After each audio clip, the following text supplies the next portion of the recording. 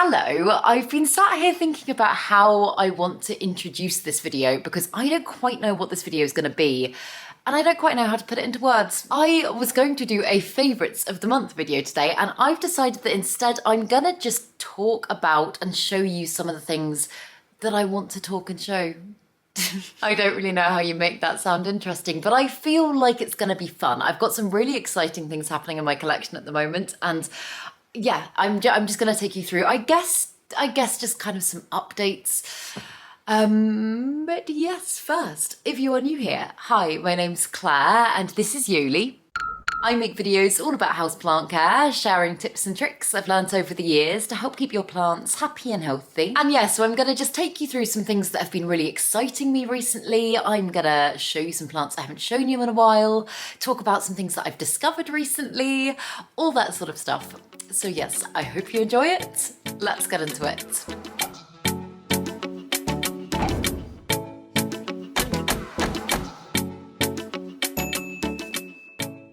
So I was just about to set up my tripod and it's just started snowing. I don't know if you can tell at all on camera, but this is the first snow we've had this year, so that's very exciting indeed. Also makes me think it is definitely time to get my poor yucca in. I know I've been saying that for ages and I think now is the time to do it. So that will be a job for the weekend. But yeah, I guess just like a general planty update to start with. I'm feeling pretty good and on top of plant care as of right now. I wasn't the other day. I did a massive kind of blitz of my plants yesterday and got on top of everything in this room. There were also some very sad things that I came across. This currently looks like a weird little monster, but it's actually my philodendron silver sword, which is so sad. It got thripped very badly and I made the decision to remove all of its leaves and probably chop the whole thing up and start again, which breaks my heart, but it's fine. Most of the plants in here are okay. The bedroom plants, on the other hand, though, they have become a little bit neglected and I do need to get in there this weekend and kind of do some major plant rehabbing in there. Just because obviously I am not able to pop in and out of the bedroom in the same way as I was before because it's now Ross's workspace. And it's also me just being a little bit lazy about things. So I need to hold myself accountable and get on top of that. But yeah, right. Okay, I see the first thing I want to talk about. So I'm going to show you it. So in fact, I'm not quite sure what the best way is going to be to show you this plant. It's my Monstera Dubia, the large section of my Monstera Dubia. But I haven't held it up and shown you it since I've had it in... Whoa! Oh my goodness, it's chaos around here. This is why I never film around here. But I haven't held it up to show you it since I've had it in semi-hydro, just because obviously it has got a water reservoir at the bottom and it's getting a little bit messy. But before I attempt to hold it up, just to give you like a scale reference, this is where this plant is currently up to on me because I did the chop of it. Oh, I actually can't remember, maybe 5 months ago now. I'll put it on the screen. But it suddenly kicked into action and is giving me the most incredible growth. Like, look at that. Isn't that just amazing? Oh, for goodness sake, this aloe vera pot is hanging very much in the way. But yeah, just look at the size of the leaves it's giving me now. It's just absolutely incredible. And I'm so happy with how it's doing. And I feel like, I don't know, like it's a plant that I kind of constantly want to talk about. But I know that sometimes I can get a little bit kind of obsessive over one plant and that's all I'll talk about.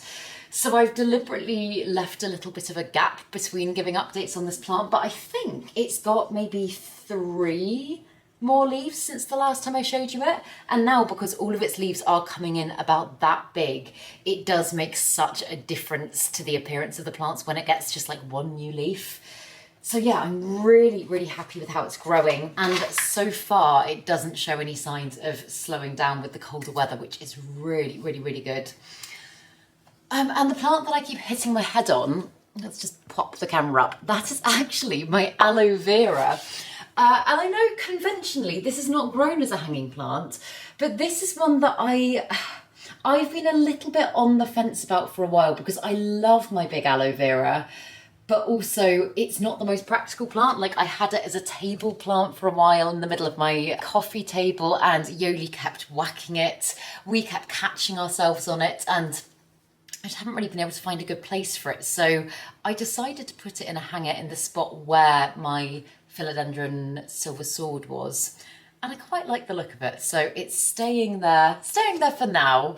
And one that I'm doing something a little bit weird with at the moment is my Nepenthes, my monkey jar plant. And I've had quite a few messages from you guys asking if I'm going to do a care video on this plant, and at some point I hope I will, but I have, like, in the grand scheme of things, I haven't had the plant that long and I'm still just kind of figuring it out. It's only been a couple of months. But I know it is a plant that really likes to stay consistently moist. And I know I've had a lot of you saying, like, why don't you grow it in semi-hydro, or like grow it in a pot with a reservoir? And what I've decided to do is just to have a little bag of distilled water down here. And what I basically do is I water it through from the top with distilled water.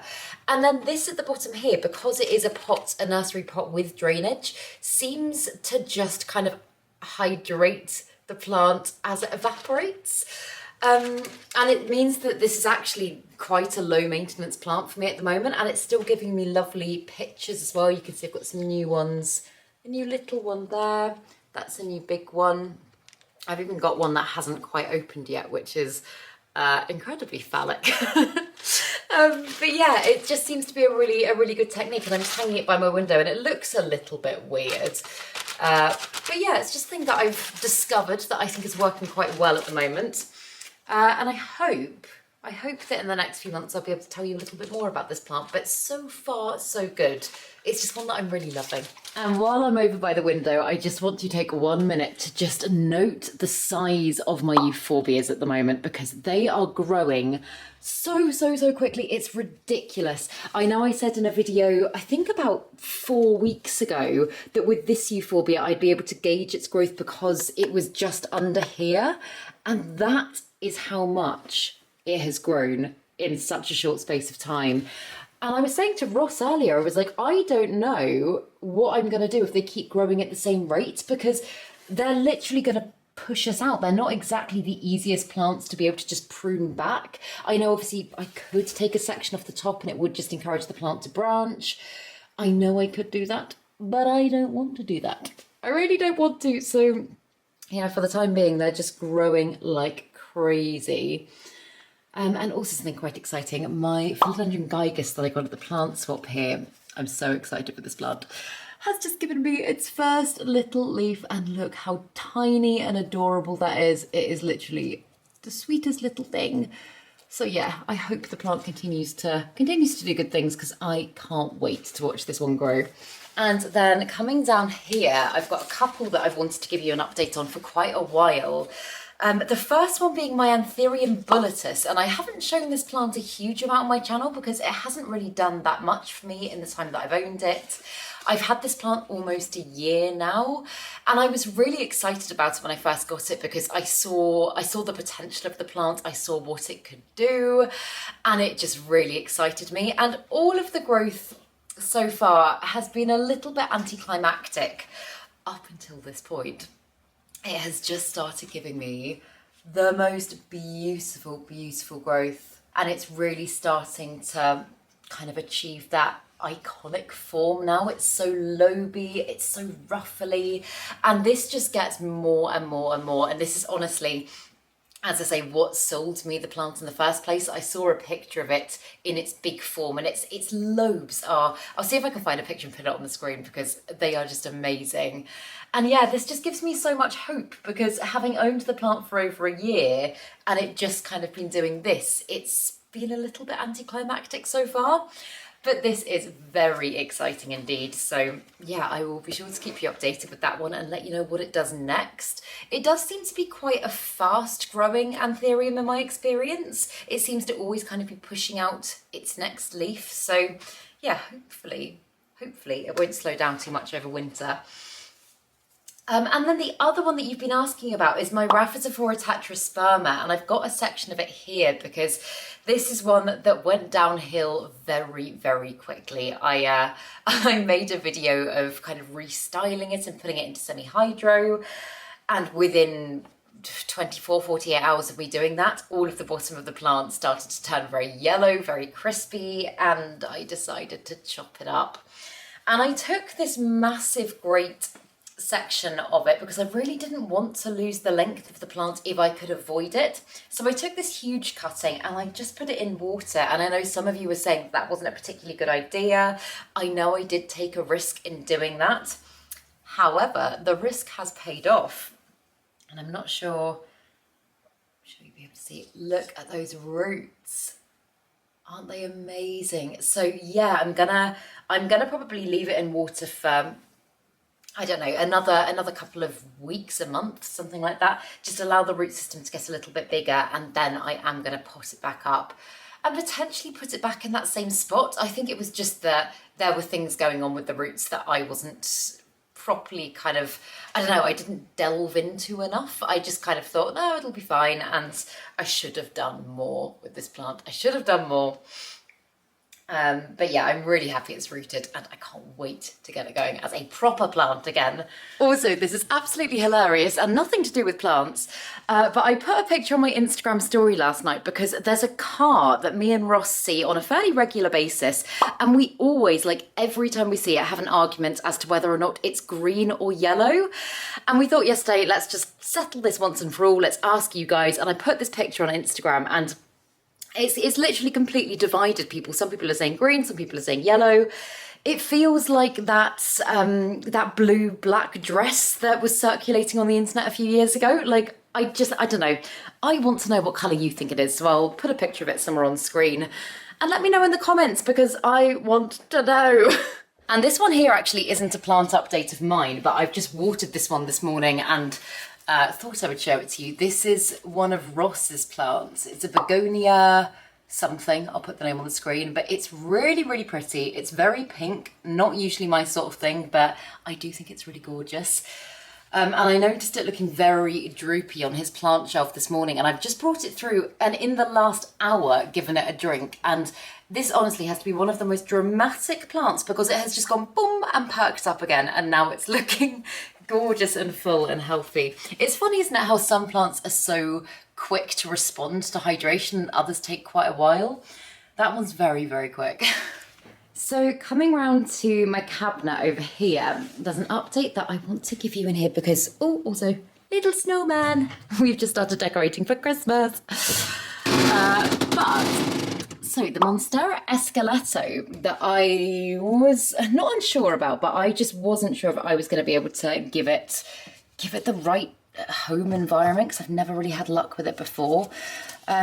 Is doing well so far, and I'm really happy. This is further than I've got with this plant previously.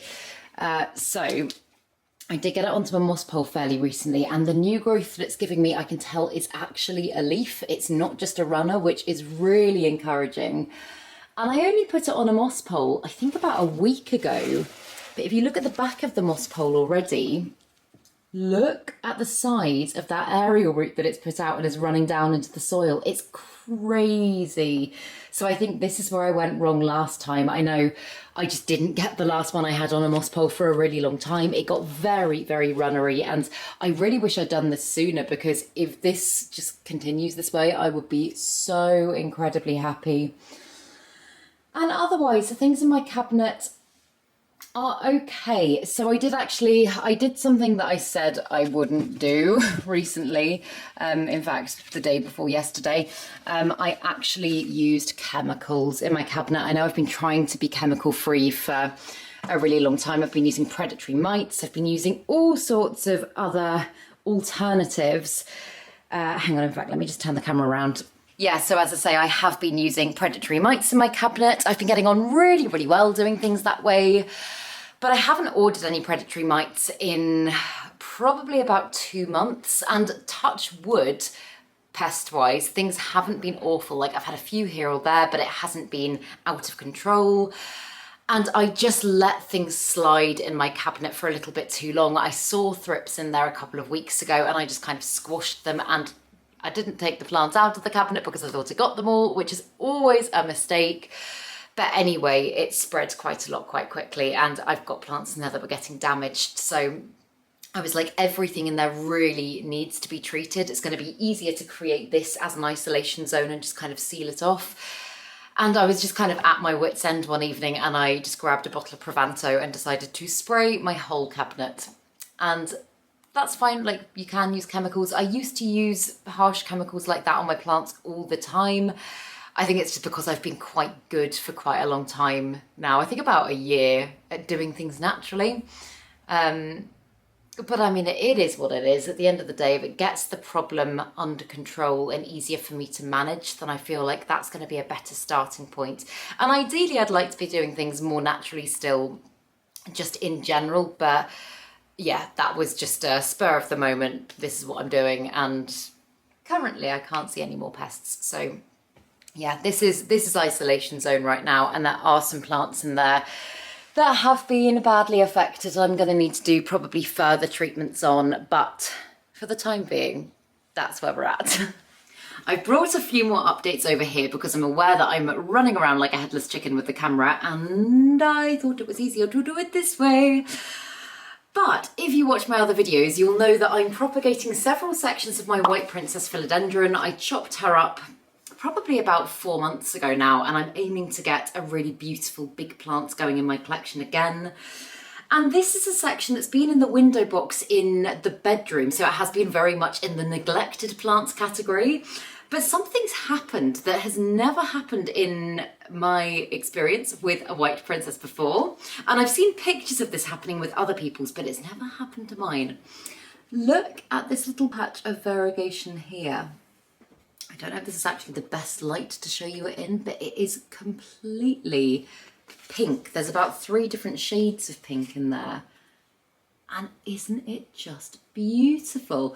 I've seen people selling cuttings of the White Princess before as like tricolour plants, and I have always just been a little bit wary because I know spontaneous variegation with different forms of variegation can occur naturally as well, and it just kind of makes me go, well, this one, I've had this plant now for probably about 3 or 4 years in total. I got it as a 1-leaf cutting. I've grown it to a plant that is almost this big on me with leaves like that. Now I've chopped it up and I'm starting again. Nothing has changed apart from the environment, so I don't think it's down to the genes of the plants.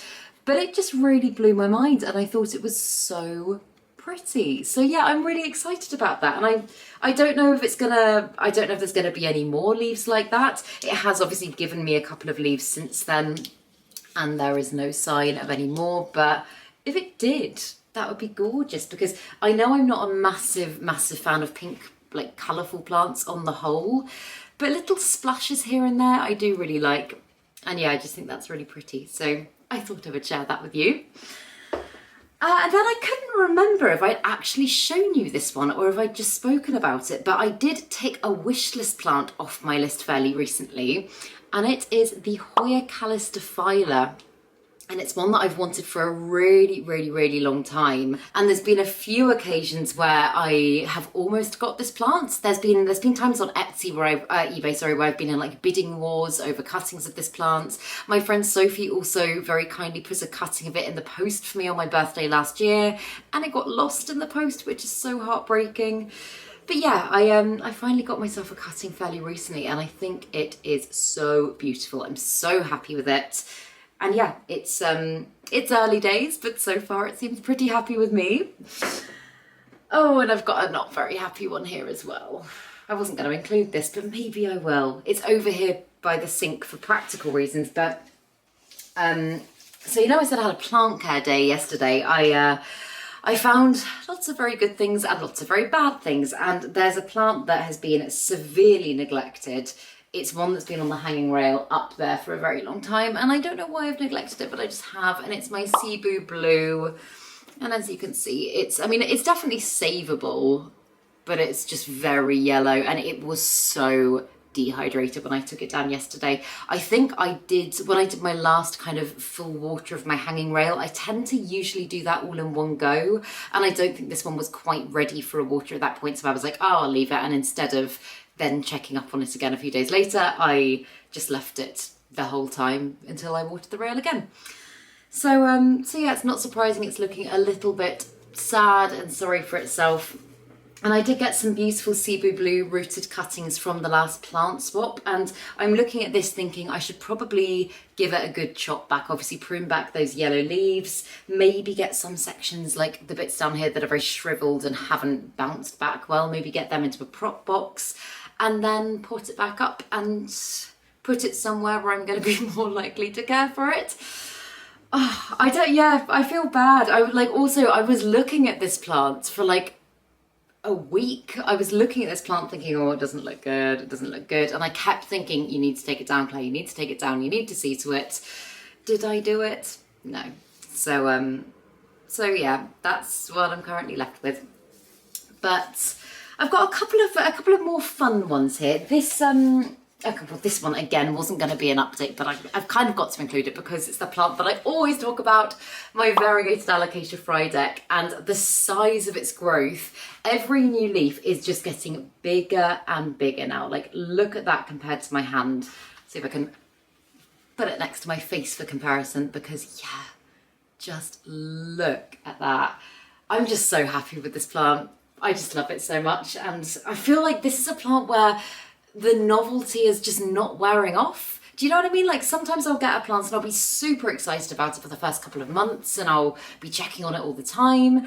And then there's other plants where I just kind of constantly feel that, and yeah, like I just said, the novelty doesn't wear off, and this is definitely one of them. I just adore this plant so much.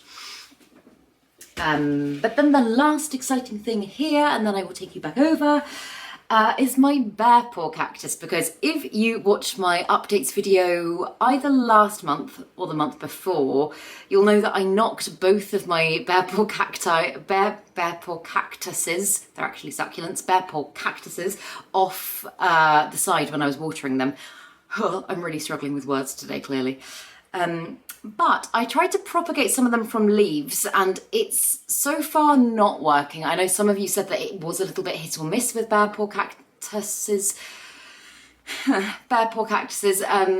and that actually some of you were saying that it's not even possible to be done from leaf propagation. I don't know yet because I've never done it before.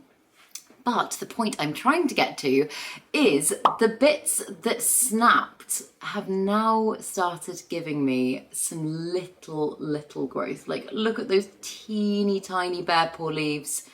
It's happening on literally all of the sections that snapped off. So although I was gutted to lose the leaves, I'm just really happy that it is regrowing, and I'm gonna hopefully be able to get a really lovely full one back in my collection. And I actually feel like, because it's almost like pruning back in order to achieve fuller growth, I actually think that perhaps it was a blessing in disguise that that happened, because although I wouldn't have chosen to remove that many leaves, it is now kind of dividing the growth points, meaning that the growth I'm getting is going to be much bushier and kind of branch more. So yeah, I'm really excited about that. Yeah, I've got a couple of little leaves down here that I stuck back into the soil. That one's going a bit yellow, so in fact I'm probably going to bin that. I've got some others I'm doing in semi-hydro with some Echeverias and some Burrow's Tail cuttings, and the Burrow's Tail and Echeveria are doing well. This is doing nothing. But yeah, we'll see. Who knows? Who knows? It might work. And then I thought I would just give some screen time to some plants that I don't feel like I talk about enough. Also I was going to say, I have got lots more sections of the Silver Sword just like dotted about my flat, so although it's very sad about my big Silver Sword, I can get this plant back. But one is this section of Variegated Monstera, and I was going to get rid of this recently when I was chopping up the others for the recent plant swap, and there's something about this one that's just made me keep it. And I mean, the balance of variegation is obviously stunning, and it's probably the one with highest variegation in my collection, but I have also got another little section from another propagation that has got, I mean, kind of similar, but on a very, it's only got like 3 leaves at the moment. So I'm thinking I might at some point pot them up together. I know I don't really, ooh, this is why I don't usually sit down here. Oh my goodness, I'm getting pushed out. But I know I don't really need any more variegated Monstera in my collection. But you know when sometimes a plant just grabs you? I feel like this one's just kind of done it for me. I originally kept this one because I had someone that was interested in buying it, and I kind of kept it to one side for them. And now I've just kind of fallen in love with it, and I can't see myself parting with it, so I guess I need to make space for another plant that needs to be growing on a moss pole. Where I'm going to do that, I honestly do not know. I should really, I mean, you know what, I was going to say I should really have a bit of a plant cull at some point, but I think what I need to do is just figure out some more practical space-saving ideas for plants, because I've got a lot, obviously, understandably at this time of year, crammed over by the window because I want to optimise natural light, but maybe I should look at other options. I'll put my thinking cap on and I'll let you know what I come up with. But so, this is one that I haven't spoken about since I first got it, and this is a Moranta silver band, and I got this as a cutting for my birthday. It is very well rooted now. It's definitely ready to be potted up. But the reason I haven't done it so far, and I've just kind of been keeping it under observation, is because it had mealybugs. And I swear to God, people don't talk about the fact that Morantas are, in my experience, as susceptible to mealybugs as like Hoyas, for example. People don't talk about that enough, because I swear every single Moranta I've ever owned at some point or another has had at least 1 or 2 mealybugs. And typically they come in the little like gaps in between where the new leaves come out of the petiole. Usually if you peel that back, you can just see little mealybugs in there, and I think I have now got them gone. But obviously the growth it's giving me is very, very small because it hasn't been having much nutrients from the water. So yes, that's on my list of things to do because I'm so excited to get this plant going. I've wanted the silver band for such a long time, and I think it's just gorgeous. So that is very much on my to-do list. And then also, so this is something I did in a Patreon video the other day, but I propagated my philodendron micans a little while ago. I basically chopped the whole plant up and decided to start again because I wasn't having much luck with it. And I put all the sections into a prop box, and I've just potted them up. And look how green they are. They're so kind of vibrant compared to the micans in its mature form. And I think this is probably just because all of these were wet stick cuttings. And I'm guessing just it's been down to light and environment in the prop box. But the good news is since I potted them up, which was about 3-4 days ago now, they're looking really perky. I haven't experienced any acclimation issues as of yet, because I know sometimes when you take stuff out of a prop box, it can go, oh my God, and you kind of have to gradually acclimate it to the new space. I've just got this one on this little shelf here. I have my humidifier that runs behind it, so I think it should be fine. But I'm just really excited to have this plant back in my collection again because it has been quite a while since I feel like I've had a micans, so that's exciting. And then finally, let's finish with a classic.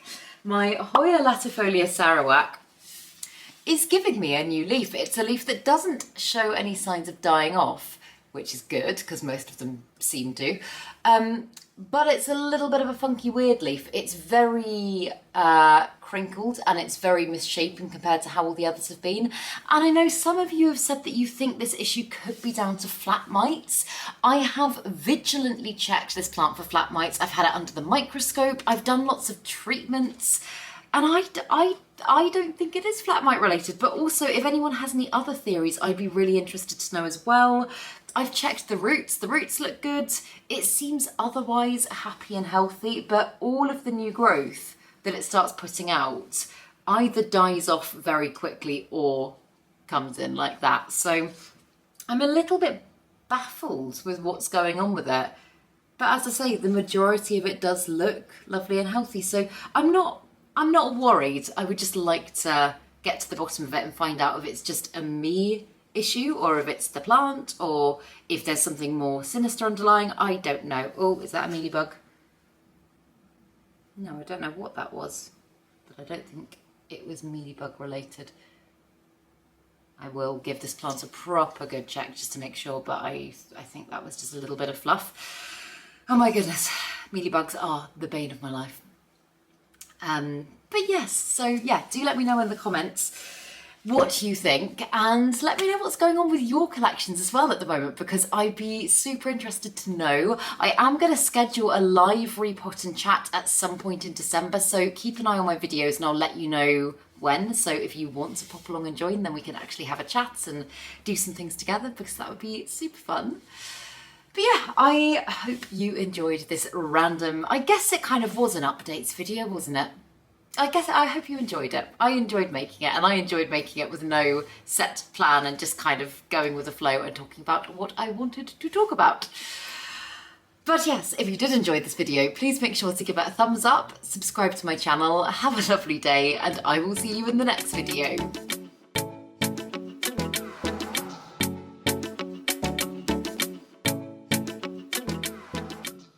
Stay sexy, plant lovers.